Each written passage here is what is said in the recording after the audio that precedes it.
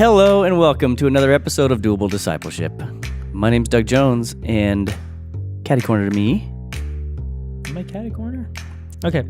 Jason Wheeland. Thanks for getting around to saying your name. Sorry, I was too busy thinking, like, is this Because I can rotate, I can make you the catty corner, like, right? Okay. Hey, you had a birthday yesterday from this recording not from day of release. Yesterday was my birthday, that's true. You do anything cool? Yes, my wife surprised me and took me indoor skydiving over the weekend. Sweet. She had me convinced for a second that it was real skydiving, and I was a bit trepidatious. Oh wow, that's a very light reaction to that. I would have been a little bit. What's the word? I wasn't 100% pooping my pants. convinced. I wasn't 100% convinced that's what was really happening, because I don't think she would ever want me to go skydiving. But indoor skydiving was fun. I wore a Batman suit. You did? Yeah, they had. I'll show you a picture after. Equipped with a cape? No, it doesn't have a cape. That seems like a death trap. No, because they make you wear like a jumpsuit, and everybody else, it was like a group of like 11 people, all of which I did not know. Yeah. And they all chose like the generic basic jumpsuits, and there was a guy at the costume counter, because they had a Superman and a Batman, going like, nobody's, and so I was like, I'll do it. I'll be Batman. So I wore a Batman suit, flying through the air. Yeah. So you picked a flightless superhero to go. I know. I after the fact, you think about it, but in the moment, the suit was cooler than Superman's suit. Whatever. So on a scale of 1 to restrictive, how skin tight was this? Was it like full on Batman? It wasn't really super skin tight. No, it wasn't. Like a big onesie, like pajama giant kind of onesie, deal? Essentially. It's more just so they make sure that things aren't like flying out of pockets and things like that. But like, you're hit with wind of 150 miles an hour. It's crazy. And it's holding you up. And you're. I did that once several years ago. Man, it was fun. Short, but fun. It's short, but fun. That's true. Nobody ever wastes money on taking me skydiving, though, because I will not be jumping out of that plane. I won't Nah. That is just foolhardy. Go ahead and comment if you disagree. Or if you enjoyed your own indoor skydiving experience and what superhero you were. Everyone will now join me in wishing you a belated happy birthday. Thank you. Happy birthday, Jason. Oh, I thought you were going to sing. Did you hear that? No, I'm not going to sing. I thought you were prepping up. You breathed in. I thought you were. You wish. All right, we should probably intro this thing. Today, we're going to be talking with our friend Julie Chung. Julie is the director of workplace ministries here at Saddleback Church, and she's going to tell us all that entails and everything. But if you're a podcast listener, that means a lot of you are probably listening to this right now on your way to or from work. That's a good point. Right? Yeah. Because we know who you are. That's right. I listen to podcasts. John. I know there's a John out there. Whoa. John, you were called out. You've been called out, bro. Matt, Susan, anyway. Stuart. We're just taking. Anyway, we know a lot of you guys are you're in the workplace each and every day. It's just part of your daily life. Julie is a lady you need to be connected to. Today, you're going to get to meet her a little bit, get to know her just a little bit, and she's going to talk about her favorite person in the Bible. I almost said it. I was going to say, Doug, it's got to be a surprise. Almost a mistake. Anyway, we'll be back with Julie Chung in just a moment. Don't go away.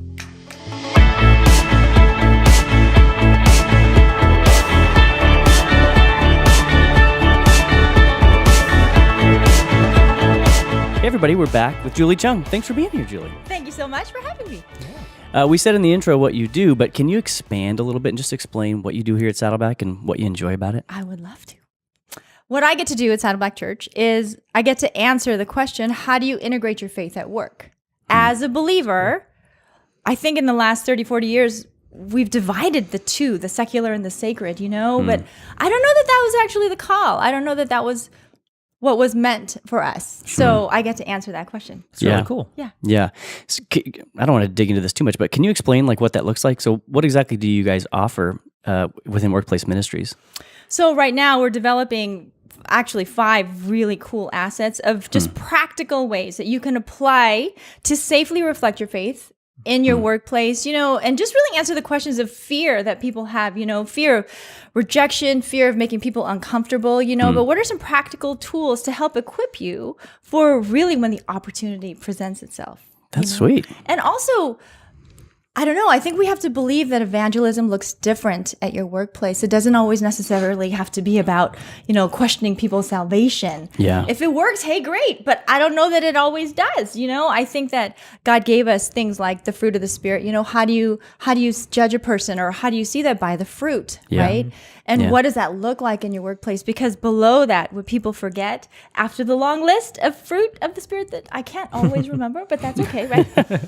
It's 9 things. It's a lot to remember. It says, amongst all of these that these aren't that no law is against these. Yeah. And I think that that's always a safe way to reflect and integrate your faith into your work. Yeah. And you guys are working on some video-based tools, right, to help encourage people that are in the workplace and stuff. Yes. Really We did a lot of research, and we heard our members, and what you're saying is you're busy. You can't. You're already part of a small group. So 40 minutes, you don't really need that. You don't have that in your day. Yeah. So we're building tools that are accessible all day, every day, short little clips, little micro learning episodes that will encourage, will inspire, and shareable. That's the hope. All right, real quickly before we move on, and we'll touch on this at the end, can you just give one action step that people can take if they want to get involved in workplace ministries here? Just in case their phone explodes while they're listening to this or watching it, and they can never find out how to get in touch with workplace ministries. Just give them like one step. Well, we have a webpage, our first iteration webpage. It really is such a basic, saddleback.com/works. Oh, nice. Saddleback works for your career. Oh. Saddleback works for your life. Look at this. I know, a little cheesy, but I love it. Saddleback works, / it's a /works. And on that page, right now, just sign up for the newsletter, because we just started launching these episodes in an email campaign. So every couple of weeks, you're going to get a link and you get to watch a story, a real life story of one of our volunteers, and how do they intersect leadership, and what does that look like in the way that they've expressed it and what they've built, butt up against it, right? And hopefully it'll encourage you. And they're really short, all of them. Sweet. Really cool. Yeah. That's great. Cool. We'll give some more of that in the end of the episode, and we'll put all that stuff in the short notes so you can find that easily. Julie, let's get into it now. Who's your favorite? My favorite. I'm a little fickle, but right now, my favorite. Yeah, the favorite of the day. My favorite flavor, sorry, Jeremiah, is Jeremiah. It is Jeremiah. Oh, good. Okay. You kind of front-loaded it there a little. Sorry, Jeremiah, where are we going? That you are the flavor of the month. Yeah, You're Jeremiah. not my forever right. and my eternal, but Jeremiah right now is utterly my favorite Bible character. Okay, real quickly then, before we drill into why and what you learned from him and all that stuff, just paint a little bit of a contextual picture for people. So kind of what world was Jeremiah living in?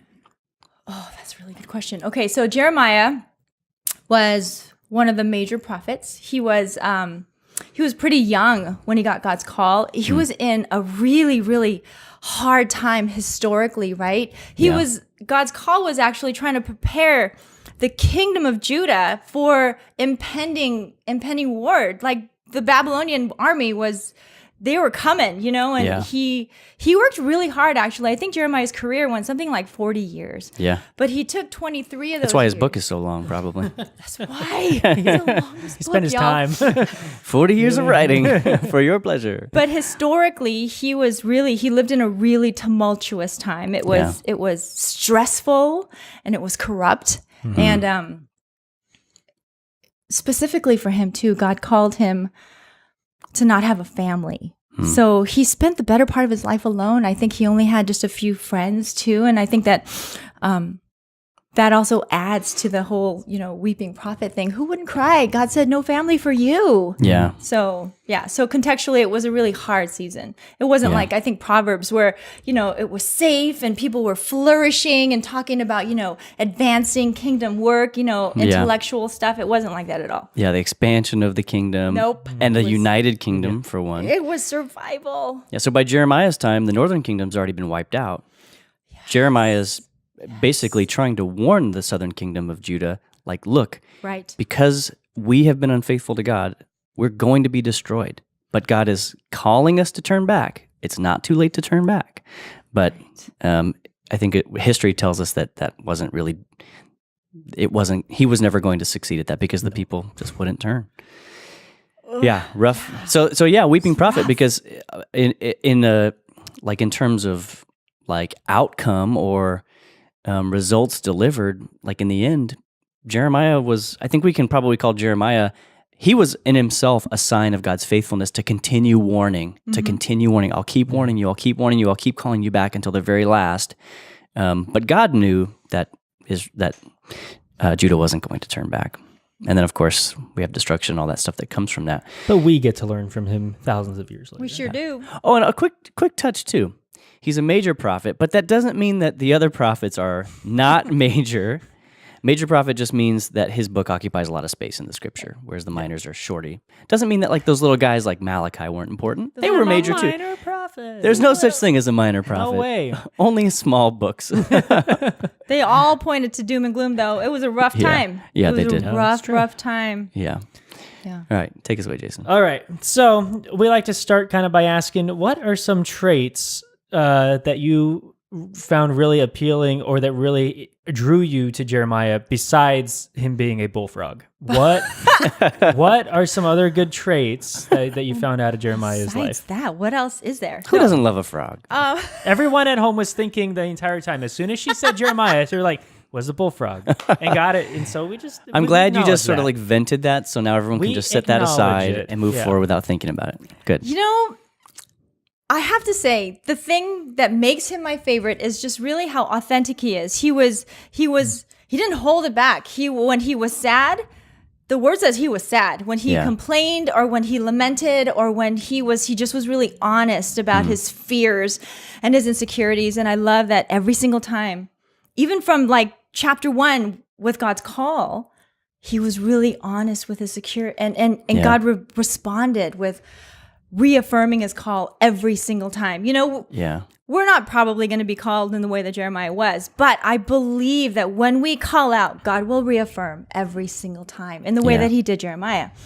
Jeremiah specifically, like you brought Isaiah up. Isaiah, I think is so fascinating because Isaiah, when God said, you know, who will do this? Isaiah was like, send me in. I'm in. Let me go. And Jeremiah was like, I'm too young. What are you doing? I can't do this. And the word is so clear, like youth or you don't have the words is never an excuse, you know, and it doesn't disqualify a call. So I love that. Oftentimes in my life, and when God says go, and my first inclination is I don't have the words, I don't have the skill. And like our pastor says, right, where he guides, he'll provide. And I think we really see that in his story. Yeah. That's great. All right, let's talk about the leadership lessons that you've drawn out of his life. Like, what are the things that you have kind of applied to yourself from the life of Jeremiah? That's a really great question.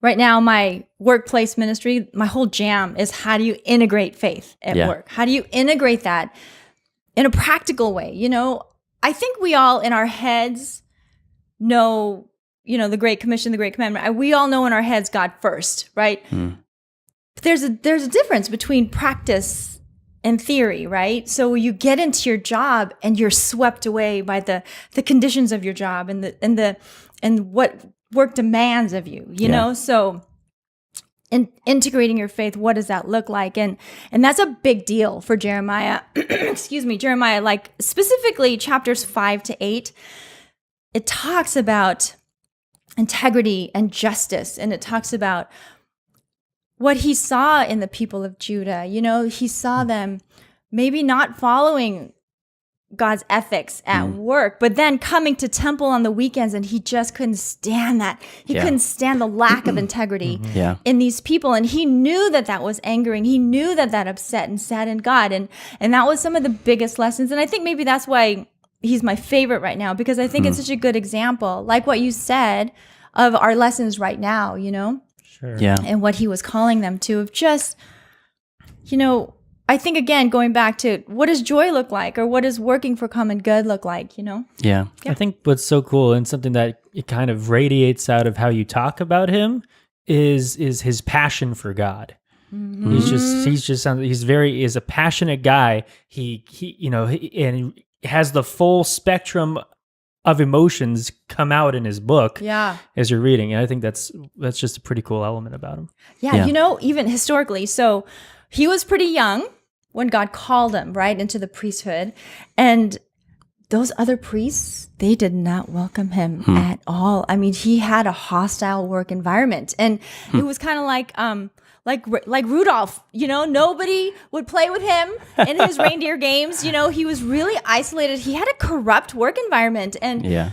I think it's something like 5 times they tried to take his life. Like, it was, talk about a toxic and hostile work environment. And I wonder, I mean, I hope that nobody's experiencing that right now, but he is this picture of and he's isolated. He's alone. He doesn't have a lot of people that are for him. No HR department. No HR department. Yeah. Nobody. It's so sad. And I'd like to process a formal complaint. Yeah. yeah. So Yeah. You touched on the message of Jeremiah as well, just that calling for people to integrate their lives, to integrate faith back into their lives, which I think ties really perfectly to the work that you do here. Yeah. But this idea that you cannot live one way, 5 or 6 days a week, and then turn back to God, once on Sunday or that kind of thing. That's not the life of faith that we're called to. That's right. Just church going in and of itself is not that doesn't make a faithful follower of Jesus. That's why this show exists, is because we're trying to help people to live out their faith in practical ways. And I love that you bring that into the workplace, an area that can feel, I think, really tricky for people to deal with, because there are so many other pressures that are in play at work. Like you said, the demands that are on them, the dynamic of that work environment. Plus, we're humans, so just living at work and doing what we do, we can get sucked into the workplace drama, we can get sucked into workplace politics. Yeah. It's easy to just sort of fall into all that stuff, and then suddenly the lines between what's right and what's wrong, integrity and sort of selling out, it all can just get mixed up if you don't have a clear compass. And I think that's a big message there. It can affect your motivations too in the workplace. If you're overtaken by pride, overtaken by ambition, whatever. Oh, for sure. Because that's another place where your faith really has to come in to keep your heart on track for God. Oh, yeah. Keep your heart in the right place. Yeah, good. We'll do that next one, Jason. Yeah. All right. I love this question. If you could go back in time and watch any part of Jeremiah's life, what would it be? Okay. I thought about that. In chapter 38, these people were done hearing him talk about doom and gloom. Stop it. Okay, they were done. You're a downer, Jeremiah. Poor guy, right? Yeah. They were done. And he's like, I know I am, but it's the truth. Yeah. Anyway, go ahead. Sad. So chapter 38, these guys get him and they throw him into a cistern. Here's my confession. I didn't know what a cistern was. You just probably spoke to 90% of our audience, so please define. I didn't know what a cistern was. I had to Google it. I Googled it, and it turns out it's just like a water container, okay? Yeah. But then I Googled cistern in the 5th century, okay? But there's no pictures. Yeah. There's no cameras. There was not even a drawing. So, but from the passage, it talks about, they were really mad. They throw him in the cistern, and this is the part that I want to watch, okay? There's this, the king had a servant, some name, I forget his name. Old what's his face? But it only translates as king servant, okay? Yeah. But he was an immigrant, so that in that time, he was a vulnerable person, okay? He was a king servant. He watched this injustice. He saw what they did at his workplace, and he mustered up this courage and actually went to the king himself and said, this is what happened. He blew the whistle on this injustice of his workplace, and the king said, take 30 men and go get him out. So 30 men to take him out of a cistern, I mean, it sounds like it was a pretty big deal, okay? It's at least a good show of force. Right? 30 men to take Jeremiah out of a cistern. I would love to watch that time in history, because not only that, y'all, that's chapter 38. Chapter 39 begins the fall. So chapter 39 actually shows the fall. And I mean, that's tragedy in real life, but man, with a bucket of popcorn, who wouldn't want to watch that? It's like it's one. Yeah, sure. Right? That is the fall of Jerusalem. Babylonian army comes in. That is DreamWorks happening right there. So I would want to watch that. You actually, you basically just gave us the prequel to Jay Cranda's episode from last week, which we talked with him about Daniel. Oh! So, Daniel was was a resident of Judah, taken into captivity. Go back and listen to Jay Cranda's episode from last week. I believe we entitled the episode Trusting God Against All the Odds, or When the Odds Are Against You. Yeah. So check that one out. But yeah, you basically just gave us like the events leading up to that. Yeah. So 586 BC, I think it was. Nebuchadnezzar comes in and just absolutely demolishes Judah. Like there's nothing left of it. So yeah, that was a dramatic moment and that was kind of like the shoestring that was kind of holding God's kingdom in place was finally just completely wiped out. And that was a season that Judeans would weep for generations to come. Right. And I mean, again, totally not to minimize it, but that is epic. You know, can you imagine what that would look like? Because right after that is Lamentations, you know, and you know what they go through, you know what our people, like the heart of God and how much pain that. Yeah. But that's a movie. You're right. It's like Troy or something like that. Yeah. Or Gladiator. Or Gladiator, right? yeah. Something like that. All right, if you could ask Jeremiah one question, what would you ask him? Right now, if I could ask him, I wrote it down. I would ask him how he feels about this one verse going viral. You know, Jeremiah 29, for I know the plans I have. Yeah. I wonder how he would feel about only half of that verse going viral, right? In this context that he wrote it in such despair, you know, I mean, he was really casting hope for people, but it wasn't the context in which they were living. And I think that I'm just so curious what he would think about that. Yeah. Yeah. That would be my question. Yeah, he spoke hope, but I wonder if he, I mean, in the end, it was hope that was just out of reach, like, or hope that they would never really hang on to. And I wonder how much of that he knew. Like how much, I think that's so interesting. how much of that God revealed to him, or if God maybe just didn't tell him what the final outcome would be, because it would just completely demoralize. I mean, it would completely take the. Yeah. I think as a human being, you'd think, well, why am I doing this? Right. You know. Well, right, when Babylon army when they conquered, right? Jeremiah was collateral damage, you know. So we see it. I mean, even in an example in our workplace today, when corporations fall or when they're taken out by bad decisions of, you know, executives and leadership, there's a lot of collateral damage. He was imprisoned with the rest of, you know, children and innocent people, and he was part of that, which makes a lot of sense of why he would write Lamentations. I mean, there's no evidence that he was, but I believe that would be my second question for him. Did you really write Lamentations? Because it makes a lot of sense, right? Oh yeah. But yeah, that would be my question. How do you feel about that, you know, in this day and age and it going viral and all of these people knowing your word? Like, what would you want that? You know, I was curious. Yeah. It's so interesting that like God knew what was going to come. Yeah. And he still gave that word, you know, I know the plans I have for you. So it's really that trusting not just in the reign of this kingdom right here, but it's individuals trusting God. Yeah. Even despite being conquered. Yeah. You can That's still right. trust God. You know, I think it's a really cool little word. Yeah. I think I think I hinted at it earlier, but there's just like there's like a really sweet, like you really see the kindness and goodness of God being delivered through Jeremiah, because God knew that they were never going to turn. He knew it was going to end in disaster, but he didn't stop with that, the tender outstretched hand saying, I'm still here though. I'm still here to the very end. And I think it's such a sign of God's faithfulness to his covenant, even if the other end of his covenant was being unfaithful, even if, you know, the human keepers of the covenant or you know, the covenant members weren't keeping their covenant. And I think we can take that, I think there's parts of that we can apply to our lives really easily today.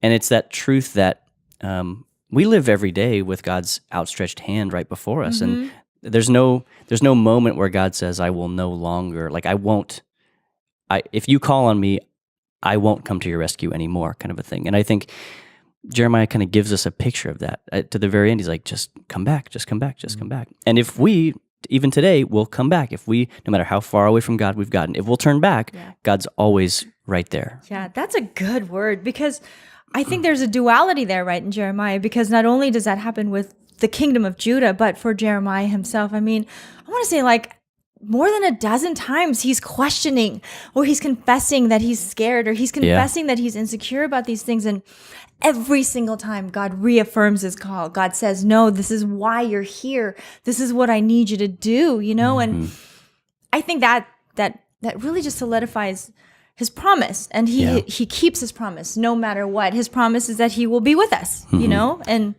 that's what I love. I think speaking of workplace ministry too, like Jeremiah seems to me a great example of sticking with something, even when you don't see the results. Yes. Is sticking with something when God is calling you something, and just trusting that, you know, it doesn't have to be a results driven reason for why you're doing what you're doing, but instead it can be just, you know, if God is calling you someplace, just trusting that he has you there for a reason, and you may not understand it fully. You may not see the results from it that you are looking for, but the results may be completely different than what you're looking for. 100%. That goes back to that whole integrity issue. You know, it's, I think, can you go to bed at night knowing that you did what you were supposed to do, you know? And the collateral damage exists in this fallen world. It's just what it is. But, you know, who is your audience? You know, is God, are you doing the things? Or I think it's a lot easier for us to be believers in the workplace than we've actually,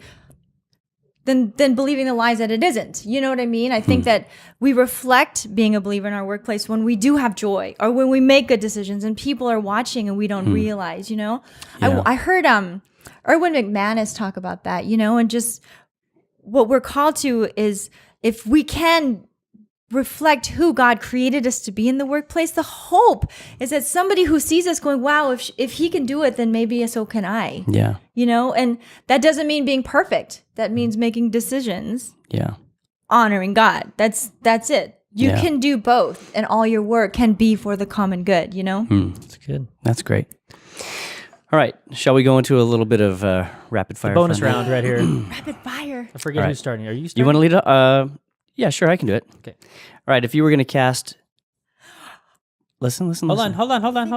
No, you haven't even got there yet. Oh, right.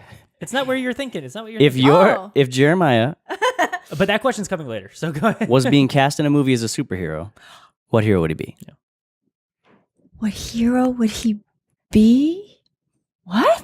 You mean like, are we talking Avengers? Who are we talking? Sure. If he was, you know, it could be like, you know, Batman. Could be Supersonic Teenage Warhead Girl or whatever. I think he would be the Incredible Hulk. I think because like Banning, man, that guy laments. That guy is sad, and he feels like it was an accident how he became this way, you know? And I also feel like Jeremiah didn't choose this call for him either. And there's this brokenness about him and this isolation. That's pretty good. That's pretty good. Hulk. And just like Banner, he has a kind of a love-hate relationship with his calling too. I mean, like Banner kind of longs to be set free from the Hulk. And just like Jeremiah so often wanted to turn from his calling, but remain faithful to it. And he lives such an isolated life, you know, and unfortunately, I think people the forget jungles that. of Ecuador for a while. Or in India, remember he lived in India. But she wow. got this down. You did call him Banning, though. I so called him Banner. You know I did. At first you said Banning. It's Did okay. I? And I thought you were apologize. referencing It's Hook, okay. in which his name is Peter Because we've Banning, been talking but- about integrity, I just had to point that out. But we're good now. I apologize. We're good now. I think that's a pretty good call. At first, you threw me. I thought, really, the Hulk? You But did good with actually, that. as we talked about Crush it, that. you've won me over. Thanks. All right. I'm going to change up the second question. Good, because it's dumb. The old one. It's not dumb. Whatever. Okay. If Jeremiah could be any animal other than a bullfrog, what would he be? That's really good. Thank you. An animal? If he was an animal, what type of what animal or type of animal would he be? Oh, an animal. I have one in mind. Do you? Yeah, but I want to hear yours first. Now I'm almost more curious about what you have in I mind. know, me too. I'm going with howling monkey Okay. How so? because he's warned. He's like alert. He's being just loud. warning again He's and alerted again. to just He's what a I'm going harbinger. All right, I'm gonna go with that. Okay. I don't know. Oh, great. We'll take it. Okay, we'll take that. All right. If your person was going to, if your person, that's what's on this sheet.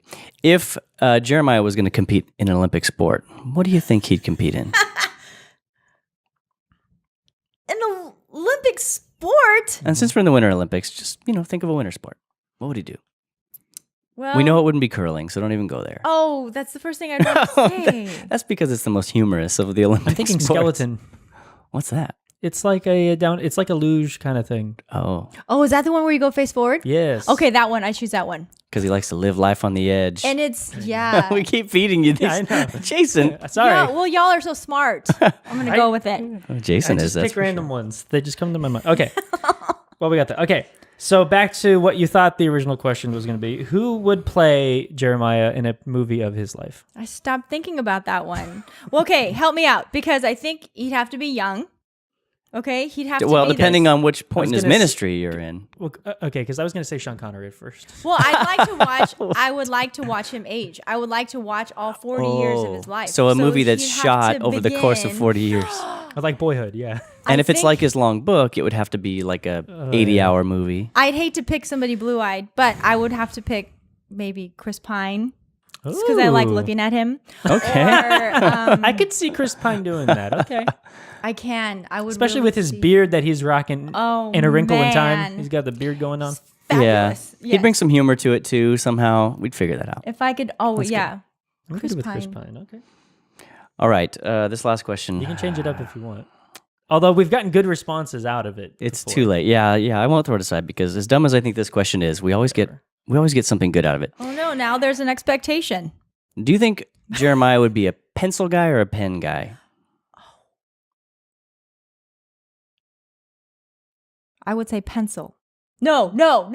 I would say pen. Where I was going to. Okay. On the basis of. I would say pen because he was consistent with his message. There was no erasing that needed to happen. He said the same thing Bravo. for 23 years, and he needed it to be in There pen. you go. Yeah. Yeah. That's great. See, we always get good responses from that. All right, so quick reminders as we wrap up, because we want to get people connected into workplace ministries. You out there, you know if you need to be connected into workplace ministries because it's pretty much all of you. Working, you did. Yeah. Julie, remind us, how can we get involved if we want to? Go to the webpage, saddleback.com/works. Because Saddleback works for you.